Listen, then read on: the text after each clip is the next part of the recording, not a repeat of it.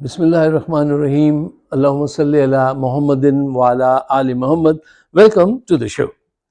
صاحبوں، پاکستان میں political پنڈتس، commentator اور جوشیلے کارکنان پی ٹی آئی کے بہت خوش ہیں کہ اسلام آباد ہائی کورٹ نے سائفر کیس میں جو ہے وہ ٹرائل کو غیر قانونی قرار دے دیا۔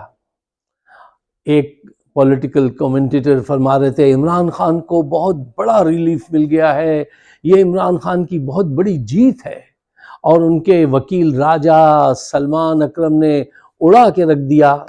دیکھیے، جو لوگ خوش ہیں ان کو چاہیے ذرا ہولڈ یور ہارسز، ذرا تھوڑا سا دھیرج رکھیے حضور، اور سوچئے گہرائی میں اتر کے کہ آپ کے ساتھ کیا ہو رہا ہے۔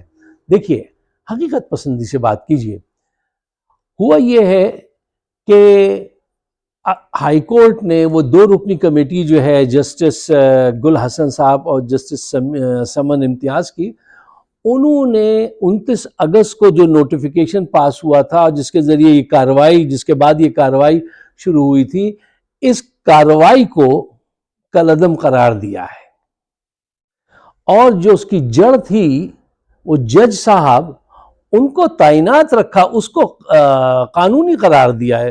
یہ کیسے ممکن ہے کہ ایک ایسا باعث جج جو یہ ساری کارروائی کر رہا تھا اور دیکھ رہا تھا، قانون کو جانتا تھا، وہ تو صحیح ہے، وہ پروسیجر صرف ڈسکارڈ کیا گیا ہے؟ یہ کیسی بات ہے؟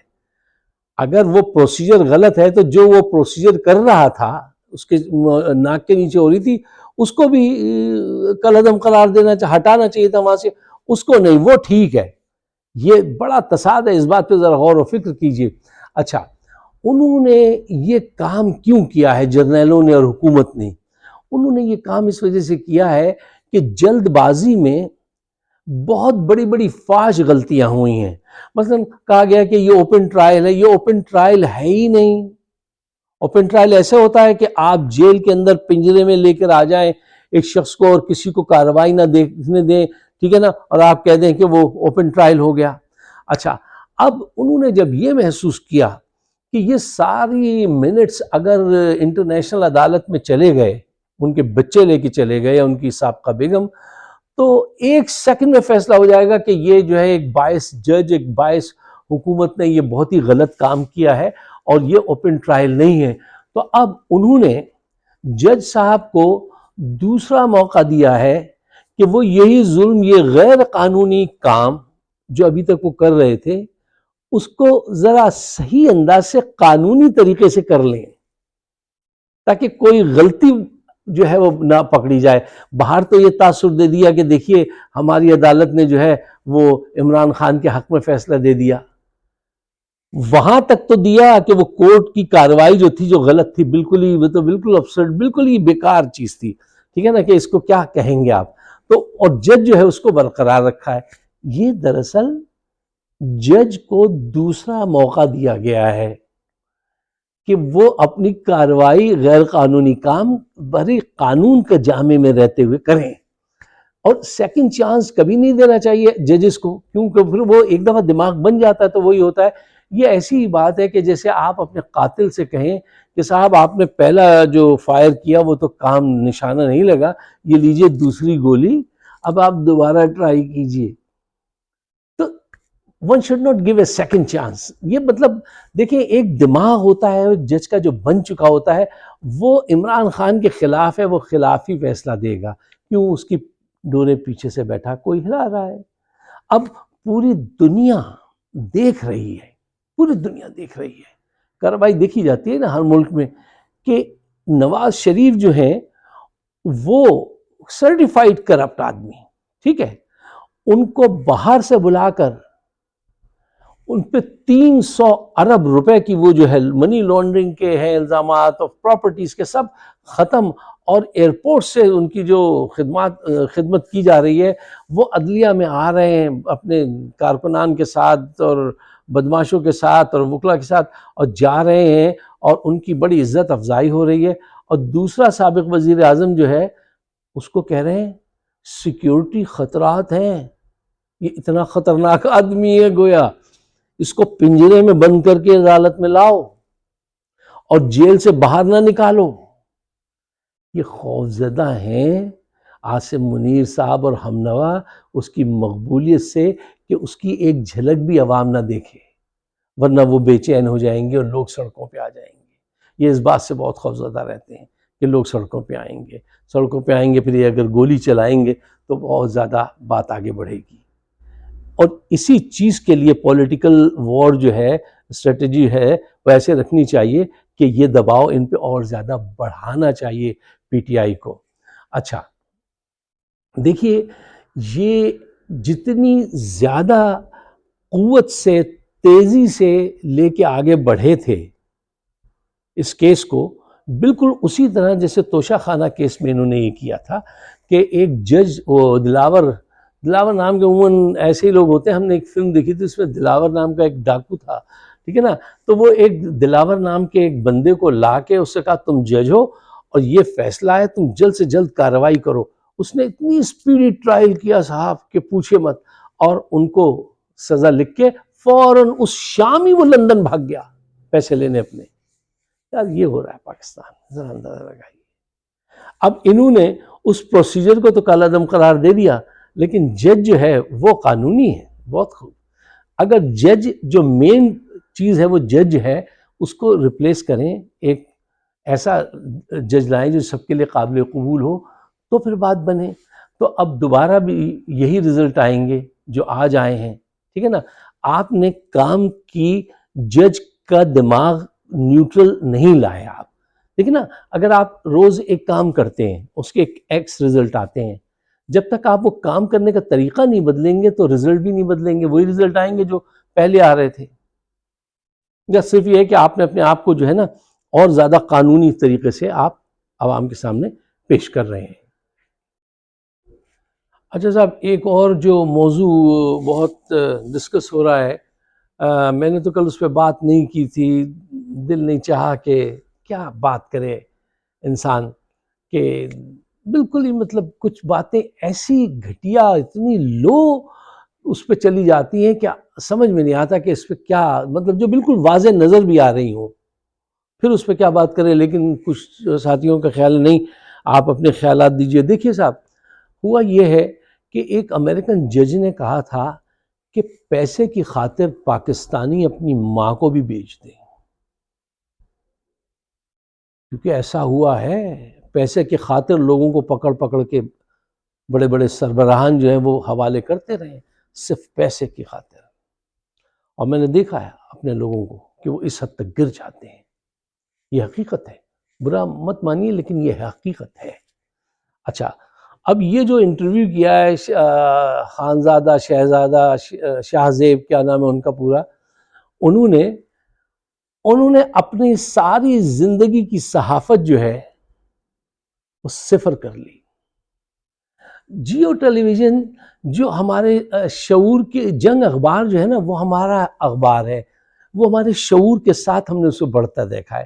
یہ دو اخبار، جنگ اور ڈان، یہ وہ اخبارات ہیں جو ہم نے بچپن سے پڑھے ہیں، اور یہ ہمارے شعور، ہم بڑے ہوتے رہے، یہ ہمارے ساتھ بڑے ہوتے رہے. اور یہ ٹی وی جو ہے، یہ جیو ٹی وی انہی کا ہے، جنگ گروپ کا. تو ان کی جب بھی بربادی ہوتی ہے تو تھوڑا سا دکھ ہوتا ہے. انہوں نے پہلے ہی چھاپ لگی ہوئی ہے ان پہ کہ پیسے کی خاطر یہ سب کچھ بیچ دیتے ہیں، جو جی چاہے آپ ان سے پیسہ دے کے کرا لیجئے. پہلے ہی نیچے گر رہی ہے ان کے ویورشپ، انہوں نے مزید اس کے لیے سامان پیدا کیے. ان کا ہی فیصلہ ہوگا نا، مالکان کا، کہ بھئی یہ جائیے آپ انٹرویو کر لیجئے. اب وہ چھٹکو جو ہیں انہوں نے اچھل کے انٹرویو کرتے ہیں، وہ کر لیا، لیکن ان کو چاہیے تھا کچھ کردار کا ثبوت دیتے، کہتے کہ نہیں بھئی یہ اس قسم کا انٹرویو ہم نہیں کرتے، ہماری ایک ساکھ ہے. وہ ساکھ بالکل صفر ہو گئی. اب یہ قدرت کا کہنا، اب یہ کہہ لیجئے کہ آپ کے نصیب میں یہ لکھا تھا. ارے بھائی نصیب میں تو لکھا تھا، لیکن اللہ نے کچھ اختیار بھی تو دیا تھا تمہیں، اپنے آپ کو روکتے. اکثر یہ ہوتا ہے کہ جب ہم کسی کو ڈیفائن کرتے ہیں نا تو ہم خود ڈیفائن ہو جاتے ہیں. جب آپ کسی کے متعلق غلط بات کرتے ہیں تو اکثر یہ ہوتا ہے آپ ایکسپوز ہو جاتے ہیں کہ آپ کیا ہیں. صرف پیسہ لے کر یہ کام کیا گیا اور کوئی چکر نہیں تھا. کیوں؟ 2 منٹ میں وہ تیز بندہ پی ٹی آئی کا کیا نام ہے ان کا، ڈاکٹر صاحب گل صاحب، وہ تو ایسے ڈائسیکٹ کرتا ہے 1 2 3 آؤٹ. اس نے سارے ثبوت پیش کر دیے کہ یہ دیکھیے پہلے یہ کیا کہتے تھے، اب یہ کیا کہتے ہیں. ٹھیک ہے نا، he is doing an excellent job. اب آپ جب یہ ثبوت آپ کے سامنے آ جائیں کہ خاور مونیکا صاحب پہلے یہ کہتے ہیں کہ یہ بیوی میری بہت ہی پوتر، بہت ہی ویسی خاتون ہے اور پاک دامن، اور آج وہ یہ کہہ رہے ہیں وہ، اور ان کا چہرہ بتا رہا ہے کہ ان پہ بہت بڑا پریشر ہے اور بہت بڑے مطلب ان کے بھی کچھ ہوں گے، فائلیں ہوں گی جائیدادوں کی ادھر ادھر کی. ٹھیک ہے نا، اور بہت زیادہ ان پہ پریشر ہے. اب یہ کتنا ہے یہ تو ہم نہیں جانتے، لیکن ہاں جب وہ انٹرویو دے رہے ہیں تو اس دوران ہم اندازہ لگا سکتے ہیں کہ یہ آدمی یہ ساری باتیں جو ہیں وہ پریشر میں آ کے بتا رہا ہے. اور پھر پروف یہ ہے کہ پہلے وہ کیا کہتا رہا اور آج کیا کہہ رہا ہے، اور کون یہ بات کہلوا رہا ہے، سوال کس انداز سے اس نے ڈیزائن کیے ہیں. وہ ان سے اوپن اینڈ کوشچن پوچھ رہا ہے تاکہ وہ جو ہے تفصیلات بتائیں، اور ایسی تفصیلات بتائیں جن سے عوام کو متنفر کیا جائے. اچھا، اب اس بات کا ذرا جائزہ لیجئے، کیا اس انٹرویو کے بعد ووٹر عمران خان سے پیٹھ موڑ کے چلا جائے گا؟ ایسا نہیں ہے. آج تم کوئی بھی الزام اس پہ لگا دو، تم نے اتنا زیادہ ظلم کیا ہے، اتنے زیادہ اس کو پکڑ کے رکھا ہے کہ تمہارا ہر جو الزام ہے وہ نہیں قبول کرے گی قوم. they will throw it out کہ نہیں یہ جھوٹ، یہ اس وجہ سے کر رہے ہیں کیونکہ سب کو پتا ہے تمہاری نیت کا. بے گناہ عورتوں کو پکڑا ہوا ہے 6 مہینے سے 4 مہینے سے، ضمانت ان کی نہیں قبول کر رہے ہیں، جن کا کوئی قصور نہیں ہے. لوگوں کو اس کی پارٹی میں سے آپ نکال کے لے کے جا رہے ہیں اور جا کے ان کو کہتے ہیں کہ یہ بیان دے دو تو تم ٹھیک ہو گئے. ابھی تک وہ غلط تھا، اس پہ دہشت گردی کا وہ تھا، اگر اس نے تمہارے حق میں بیان دے دیا تو بالکل صاف ستھرا ہو گیا. تو یہ سارے ڈرامے عوام دیکھ رہی ہے اور تم اتنے بدعقل لوگ ہو کہ ان ڈراموں کی کوئی اس کی پروپوزیشن کو چینج نہیں کرتے. ویسے ہی سب ڈرامے چل رہے ہیں اور عوام روز یہ دیکھتی ہے. اب اس میں کچھ باتیں اگر سچ بھی ہوں گی تو بھی عوام نہیں مانے گی. کیوں؟ تمہاری نیت پہچانتی ہے. اور عوام اتنی ذہین عوام ہے، وہ یہ جانتی ہے کہ آج پاکستان کو، غریب عوام کو ضرورت ہے عمران خان کی.